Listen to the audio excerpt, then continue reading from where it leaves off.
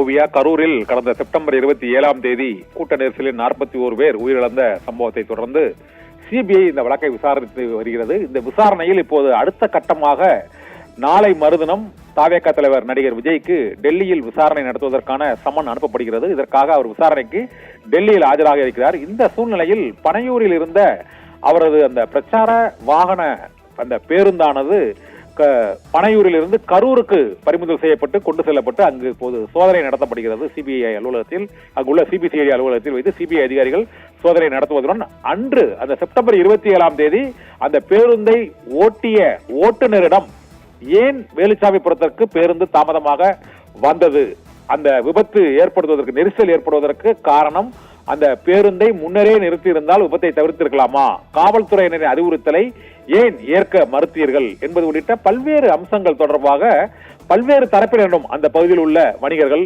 பொதுமக்கள் மற்றும் விபத்தில் உயிரிழந்த அந்த 41 பேரின் உறவினர்கள், மேலும் மின் இணைப்பு கொடுத்தவர்கள் உள்ளிட்ட பல்வேறு காவல்துறை அதிகாரிகள் உள்ளிட்ட பல்வேறு தரப்பினரும் சிபிஐ முதல் கட்ட விசாரணையை முடிவு செய்திருக்கிறது. இப்போது இறுதிக்கட்ட விசாரணையாக பேருந்தை கரூர் சிபிஐ அலுவலகத்திற்கு கொண்டு சென்று அங்குள்ள சிபிஐ அதிகாரிகள் அங்கு அந்த வாகனத்தை சோதனை இடுகிறார்கள். அதன் பின்னர் அந்த வாகன ஓட்டுநரிடமும் இன்று சிபிஐ அதிகாரிகள் நடத்தும் விசாரணையானது மிகுந்த முக்கியத்துவம் வாய்ந்ததாக கருதப்படுகிறது. ஏனென்றால் நாளை மறுதினம் தாவேகா தலைவர் நடிகர் விஜய் அளிக்கக்கூடிய வாக்குமூலமும் சிபிஐ அதிகாரிகள், அரசு அதிகாரிகள் மற்றும் பொதுமக்கள், பாதிக்கப்பட்டவர்கள் ஆகியோரிடம் நடத்திய விசாரணையும், புஷி ஆனந்த், ஆதவ் அர்ஜுனா, நிர்மல்குமார் ஆகியோரிடம் ஒரு கடந்த வாரம் சிபிஐ அதிகாரிகள் நடத்திய விசாரணையில் உள்ள அந்த வாக்குமூலங்களை ஒப்பிட்டு நடந்த உண்மை என்ன என்பது குறித்து அந்த அடுத்த விசாரணை அறிக்கையில் அந்த விவரங்களை குறிப்பிடுவதற்கும் வழக்குகளை பதிவு செய்வதற்கும் இன்றைய கரூர் பேருந்து சோதனை, ஓட்டுநரிடம் அளிக்கக்கூடிய வாக்குமூலம், நாளை மறுதினம் விஜயிடம் நடத்தக்கூடிய விசாரணை ஆகியவை மிகுந்த முக்கியத்துவம் வாய்ந்ததாக கருதப்படுகிறது. இதனால் கரூர் நெரிசல் மரணம் சம்பவத்தில் மிக முக்கிய திருப்பமாக இப்போது பேருந்து பனையூரில் இருந்து கரூருக்கு கொண்டு செல்லப்பட்டிருக்கிறது.